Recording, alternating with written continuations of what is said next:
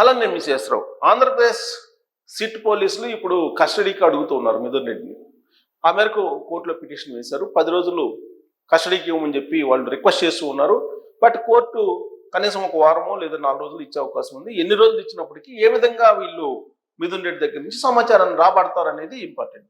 ఎందుకనంటే చెవిరెడ్డి భాస్కర్ రెడ్డిని విచారించారు, కానీ ఎలాంటి సమాచారం రాబట్టలేకపోయారనేది తెలుస్తోంది. అలాగే ధనుంజయ రెడ్డి ఆయన్ని కూడా విచారించారు.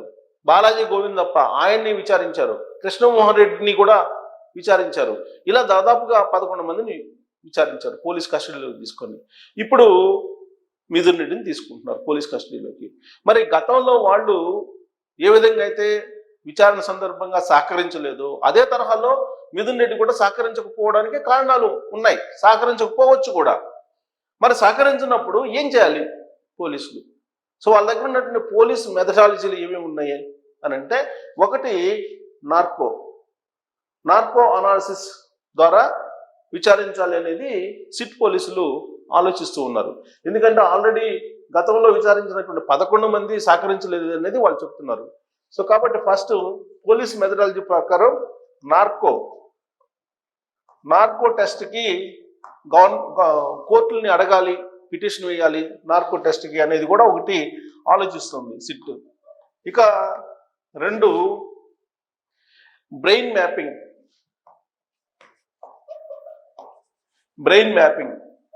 మ్యాపింగ్ ద్వారా కూడా ఈ పోలీస్ మెథడాలజీ ద్వారా విచారిస్తారు. 3 వచ్చేసి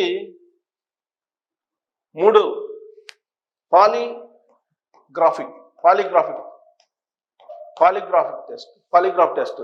ఈ 3 ద్వారా నిందితుల నుంచి నిజాలు రాబట్టచ్చు అనేది పోలీస్ మెథడాలజీలో ఉన్నటువంటి. అయితే డైరెక్ట్గా వాళ్ళు ఆ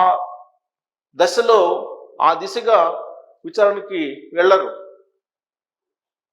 కోర్టు పర్మిషన్ ఇస్తేనే వెళ్తారు. కాకపోతే ఇప్పటి వరకు ధనుంజయ రెడ్డిని కానీ, బాలాజీ గోవిందప్పని కానీ, కృష్ణమోహన్ రెడ్డిని కానీ, సజ్జల శ్రీధర్ రెడ్డిని కానీ, లేదా చెవిరెడ్డి భాస్కర్ రెడ్డిని కానీ, నవీన్ని కానీ, బాలాజీ యాదవ్ని కానీ, వీళ్ళెవ్వరిని కూడా ఈ 3 టెస్టుల ద్వారా విచారించలేదు. వాళ్ళు పెద్ద కోఆపరేట్ కూడా చేయలేదు. కాకపోతే ఆంధ్రప్రదేశ్ సిట్ పోలీసుల దగ్గర ఉన్నటువంటి సమాచారం ఏదైతే ఉందో దాన్ని బేస్ చేసుకుని వాళ్ళు విచారిస్తూ ఉన్నారు. వాళ్ళ విచారణ సందర్భంగా వాళ్ళు నాకు తెలియదు అన్నప్పుడు, మరి ఇది ఎవిడెన్స్ ఉంది మా దగ్గర, దీనికి ఏమంటారు అని చెప్పి ప్రశ్నిస్తున్నారు. అంతకు మించి వాళ్ళని లేదంటే వాళ్ళ దగ్గర ఉన్నటువంటి సమాచారాన్ని పూర్తి స్థాయిలో రాబట్టేటువంటి ప్రయత్నం ఎక్కడా కూడా చేయలేదు ఈ మెథడ్ ద్వారా. నెక్స్ట్ స్టెప్, ఈ 3 మెథడ్లో ఏదో ఒక మెథడ్ ద్వారా విచారిస్తేనే ఈ కేసుకు సంబంధించి నెక్స్ట్ లెవెల్కి వెళ్ళేటువంటి అవకాశం లేదు. యాక్చువల్గా Vasudev Reddy Andhra Pradesh barrage corporation MD మాజీ, ఆయన అప్రూవ్డ్గా మారారని అంటున్నారు వాసుదేవ్ రెడ్డి. సపోజ్ ఆయన అప్రూవ్డ్గా మారితే కనుక మారారంటున్నారు, అందుకే ఈ కేసు ఇంత దూరం వచ్చింది అంటున్నారు. కానీ ఈయన కోర్టులో ఒక పిటిషన్ వేశారు. బలవంతంగా విచారణ అధికారులు నా చేత సమాచారం చెప్పించుకున్నారు, వాళ్ళు ఇష్టం వచ్చింది రాసుకున్నారు అని చెప్పి ఆయన పిటిషన్ వేయటం జరిగింది వాసుదేవ్ రెడ్డి. ఇప్పుడు ఆయన ఏంటి, ఆంధ్రప్రదేశ్ బ్యారేజ్ కార్పొరేషన్ ఎండీగా ఆయన రిలీవ్ చేయకుండా ఆ రోజున విచారించారు సిట్ పోలీసులు. ఎన్ఓసి ఇవ్వలేదు ఇక్కడి నుంచి వెళ్ళడానికి ఢిల్లీకి, కానీ ఆయన సహకరించాడు, అప్రూవ్గా మారాడు, అందుకే ఎన్ఓసి ఇచ్చారనేది ఇంతకాలం పాటు వినిపించింది. కానీ ఆయన ఏం చేశారు, ఇప్పుడు కోర్టులో ఒక పిటిషన్ వేశారు. నేను వాంగ్మూలం ఇవ్వకుండానే ఇచ్చినట్టు వాళ్ళు ఇష్టానుసారంగా రాసేసుకున్నారు, నేను చెప్పినట్టు రాసుకున్నారని చెప్పి ఒక పిటిషన్ ఆయన వేశారని చెప్పి కూడా తెలుస్తుంది వాసుదేవ రెడ్డి. సో కాబట్టి సాయిరెడ్డి ఆల్రెడీ అప్రూవ్గా మారారని చెప్తున్నారు సాయిరెడ్డి. మరి సాయిరెడ్డి ఈ మధ్య కాలంలో విచారణకు హాజరు కాల. ఆయన గతంలో ఒకసారి హాజరయ్యారు. ఇప్పుడు రీసెంట్గా 2 times ఆయనకు నోటీసులు ఇచ్చారు విచారణకు హాజరు కమ్మని, కానీ ఆయన విచారణకు హాజరు కాలేదు. ఆయన ఏమంటున్నారు, బహుశా జగన్మోహన్ రెడ్డి గారికి ఈ లిక్కర్ స్కామ్ గురించి తెలియపోయి ఉండొచ్చు అని చెప్పి ప్రెస్ మీట్లో ఆయన చెప్పారు. బహుశా రేపు విచారణలో కూడా అదే చెప్పే అవకాశం ఉంది. కసిరెడ్డి రాజశేఖర రెడ్డి చుట్టూనే ఆయన తిప్పుతున్నారు మొత్తం ఈ కేసుని. అంతకు మించి ఆయన ఏ సమాచారం ఇవ్వట్లేదు. కానీ మీడియాలో ఏమొస్తుంది, సోషల్ మీడియాలో ఇది అప్రూవ్గా మారారు విజయసాయి రెడ్డి, అందుకే ఈ కేసు చాలా ఈజీగా అప్రూవర్గా మారారు, ఈజీగా ట్రేస్ అవుట్ చేసింది ఆంధ్రప్రదేశ్ సిటీ పోలీస్ అని చెప్తున్నారు.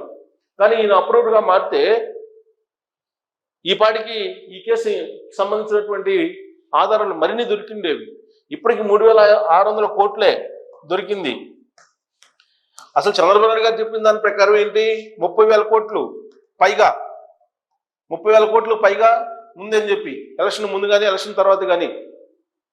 మరి ఇప్పటి వరకు 3,600 కోట్లే. ఈ 3,600 కోట్లు కూడా బంగారం షాపుల్లోకి, రియల్ ఎస్టేట్లోకి, సినిమాల్లోకి, విదేశీల్లోకి, హవాలాకి వెళ్ళిందని చెప్పి చెప్తూ ఉన్నారు.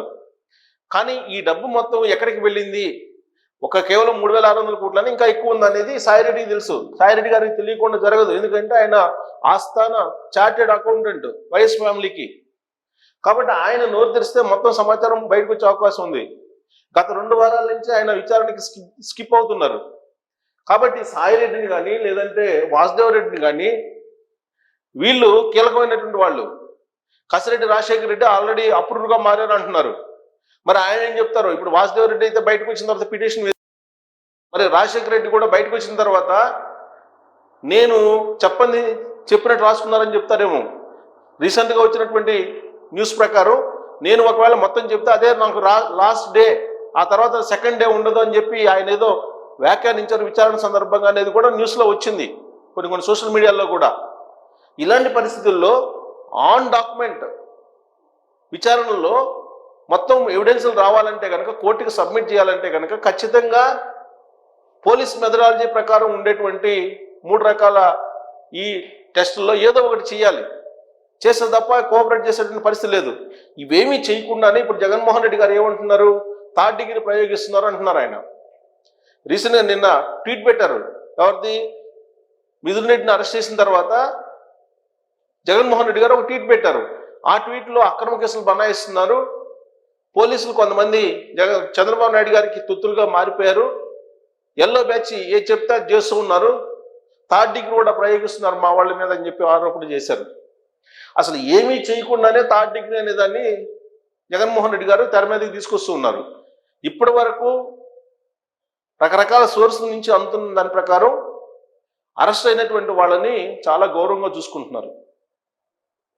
అరెస్టు అయ్యి వాళ్ళు జైలుకి పోయినా కానీ జైల్లో కూడా అన్ని రకాల వెసులుబాట్లు, అన్ని రకాల సౌకర్యాలు, అన్ని రకాలుగా వాళ్ళని గౌరవిస్తూ ఉన్నారు అనేది వినిపిస్తుంది.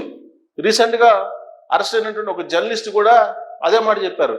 అక్కడ డిఎస్పీ నన్ను చాలా బాగా చూసుకున్నారు, జైల్లో కూడా చాలా బాగా చూసుకున్నారు అని చెప్పారు. 2 జర్నలిస్టులు కూడా అదే చెప్పారు. వైఎస్ఆర్ కాంగ్రెస్ పార్టీకి సంబంధించినటువంటి సానుభూతి పరులు అనేటువంటి పేరున్నటువంటి వాళ్ళు రీసెంట్గా జైలుకి వెళ్ళి బయటకు వచ్చిన తర్వాత కూడా వాళ్ళు ఏం చెప్తున్నారు, పోలీసులు చాలా గౌరవంగా చూసుకున్నారు అని చెప్తున్నారు. సో కాబట్టి ఇప్పటి వరకు పోలీసులు నిందితుల్ని పోలీస్ మెథడాలజీలో ఉండేటువంటి ఈ 3 నార్కో కానీ, బ్రెయిన్ మ్యాపింగ్ కానీ, లేదా పాలిగ్రాఫ్ టెస్టులు కానీ చేసి విచారించలేదు. ప్లస్ వాళ్ళు చెప్పింది మాత్రమే రాసుకుంటూ వస్తున్నారు. ఇప్పటి వరకు వాంగ్మూలాలు రకరకాలుగా ఇచ్చినటువంటి వాంగ్మూలాల ప్రకారం ప్రాథమిక ఛార్జ్షీట్ వేశారు. లిక్కర్ స్కామ్లో పూర్తి స్థాయిలో మొత్తం రావాలి అంటే కనుక ఈ 3 పద్ధతుల్లో ఏదో ఒకదాన్ని అవలంబించాలనేది పోలీసులు చెప్పేటువంటి మాట. కోర్టుకి పిటిషన్ వేయబోతున్నారు, ఈ 3 పద్ధతుల్లో ఏదో ఒకటి అనుమతించండి అని చెప్పి. ఒకవేళ అది అనుమతిస్తే అప్పుడు మిథున్ రెడ్డి బహుశా నోరు తెరిచే అవకాశం ఉంది. ఇప్పటికే బ్లడ్ క్లాట్ అయిందని అంటున్నాడు ఆయన. బ్లడ్ క్లాట్లు అయినాయి అని హాస్పిటల్కి ఆయన వెళ్ళినప్పుడు టెస్టులు చేసినప్పుడు వైఎస్ఆర్ కాంగ్రెస్ పార్టీ వాళ్ళు ఏం చెప్తున్నారంటే, విజయవాడ హాస్పిటల్లో ఆ రికార్డులు తారుమారు చేశారు, యాక్చువల్గా బ్లడ్ క్లాట్ అయింది ఆయనకి.